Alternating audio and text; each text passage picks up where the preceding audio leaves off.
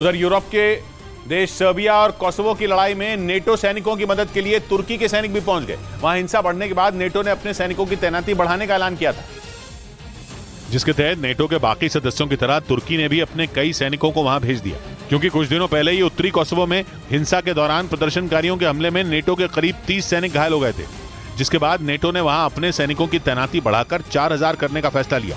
इसके लिए तुर्की से भी वहां सैनिक भेजने की अपील की गई। हालांकि यूक्रेन समेत कई मामलों पर अमेरिका और नेटो को ठेंगा दिखाने वाला तुर्की इस मामले में उनके साथ खड़ा नजर आया।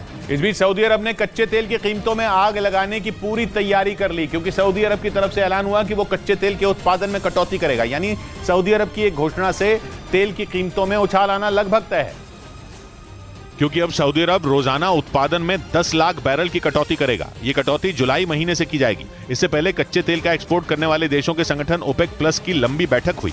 इस संगठन में रूस भी शामिल है और सऊदी अरब का दबदबा है। तेल का उत्पादन करने वाले देशों की कोशिश यही है कि कच्चे तेल की कीमतें कम न होने दें।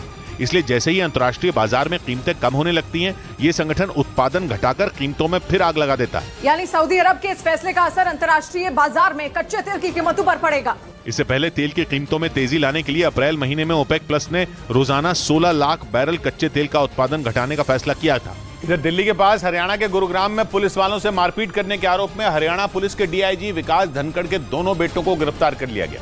आरोप है कि उन दोनों ने अपने दोस्तों के साथ मिलकर शराब की एक दुकान के सामने हुड़दंग मचाया और जब पुलिस उन्हें रोकने पहुंची तो उन लड़कों ने पुलिस वालों के साथ मारपीट भी की, जिसके बाद डीआईजी विकास धनखड़ के 2 बेटों समेत कुल 4 आरोपियों को पुलिस ने गिरफ्तार कर लिया। तो गाड़ियां आए, मतलब 6-7 गाड़ियां आए। हाँ, इसके बाद पुलिस वाले को सबको ठुकाने लगा। जब आरोप है कि डीआईजी के दोनों बेटों विशाल धनखड़ और नवदीप धनखड़ ने अपने दोस्तों के साथ मिलकर शराब के नशे में हंगामा किया। इसके अलावा गुरुग्राम पुलिस के जवानों के साथ उन्होंने मारपीट भी की, जिसके बाद उन पर एक्शन लिया गया। उधर चीन और अमेरिका के बीच अब चांद के लिए लड़ाई शुरू हो गई। स्पेन के एक अखबार को दिए इंटरव्यू में अमेरिका की स्पेस एजेंसी नासा के चीफ ने कहा कि अमेरिका को डर है कि कहीं चीन चांद पर उसी तरह कब्जा न कर ले जैसे वो दक्षिण चीन सागर पर करके बैठा है, क्योंकि चीन 2030 में चांद पर अपने अंतरिक्ष यात्री भेजने का ऐलान कर चुका है। हालांकि अमेरिका को उम्मीद है कि चीन से पहले 2025 या 26 तक वो चांद पर पहुंच जाएगा। पर पेच ये है कि चीन और अमेरिका दोनों चांद के दक्षिणी ध्रुव पर लैंड करेंगे और चांद के इसी हिस्से में पानी होने का अनुमान है। अमेरिका को डर इस बात का है कि अगर चीन किसी तरह उससे पहले चांद पर पहुंच गया तो वो चांद के पानी पर कब्जा कर लेगा। इधर 12 जून को पटना में होने वाली विपक्ष की बैठक रद्द होते ही कांग्रेस और नीतीश की दूरी बढ़ने की अटकलें लगने लगी।